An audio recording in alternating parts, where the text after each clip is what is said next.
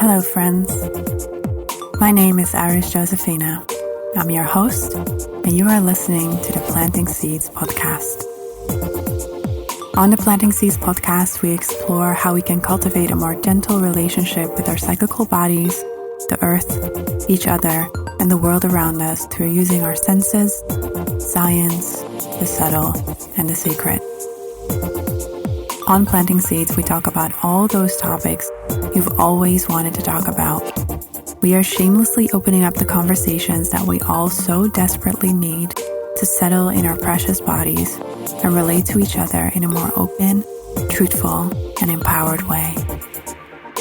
I'm so glad you're here today.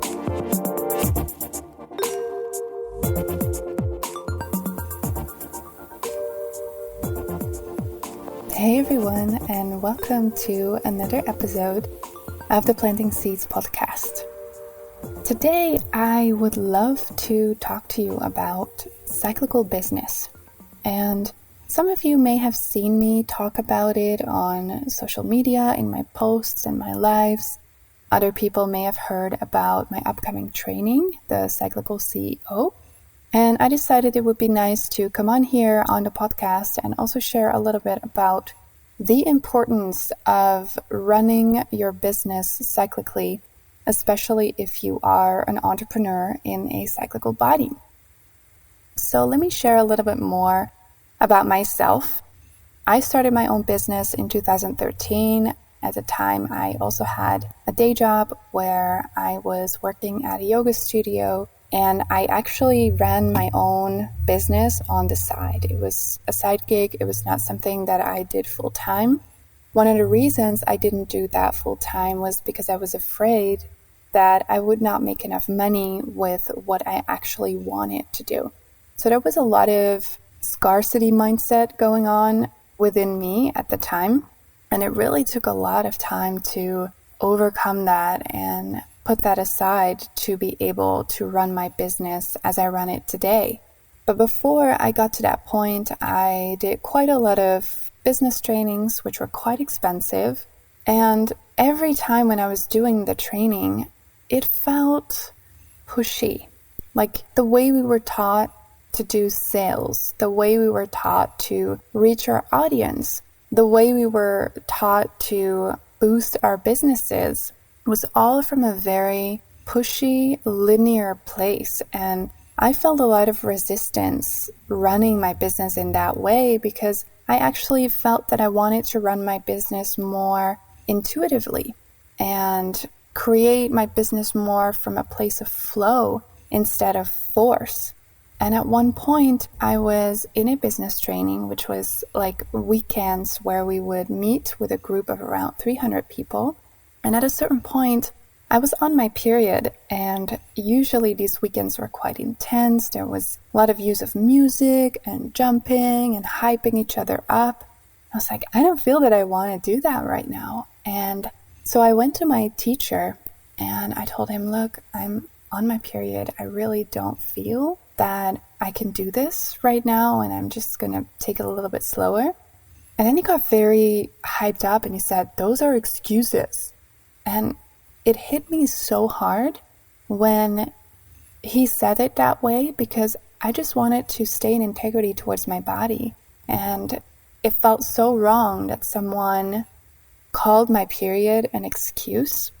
And when I got home, I started reflecting on it. And that's actually when, for me, the concept and the idea of cyclical business was born. This is quite a long time ago. I think I was about 24. I'm 31 right now, so it's quite a long time ago.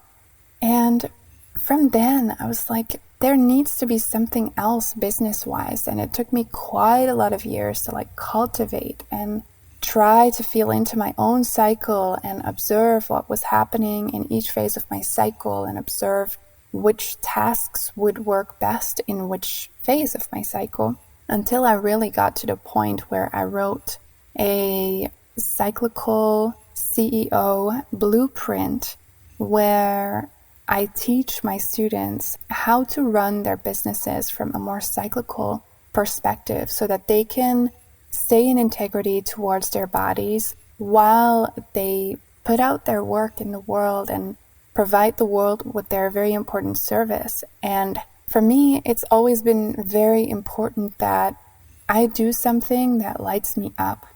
And to be able to do that work and to be able to hold the space for other people. I have a service-based business. I work with people. So it's very important for me to fill my own cup. It's very important for me to take time off whenever I feel that that is needed. And I needed to create that freedom for myself to be able to be on top of my game all the time. Now, being on top of my game all the time does not mean I'm on top of my game 24/7. Being on top of my game all the time means that I can be productive and on top of my game when that feels in alignment with my cycle, with my body.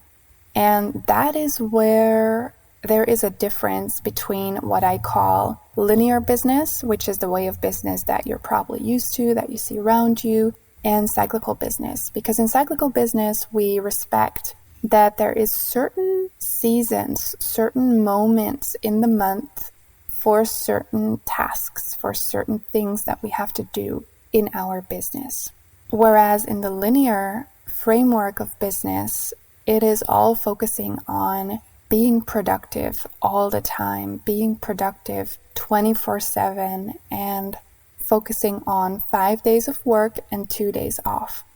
But as many of you may know, our bodies don't work that way, and you may sometimes not even feel like working, especially when you are, for example, in your luteal phase, in your premenstruum, or during your period.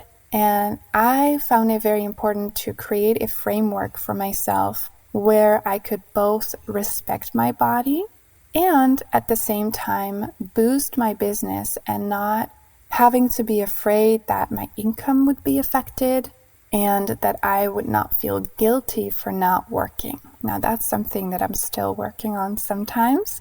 But for me, it was very important to create that framework for myself so I could take time off during my period and feel completely okay with that and create a system that would support me throughout my whole cycle without having the feeling that I wasn't good enough or that I wasn't doing enough in my business.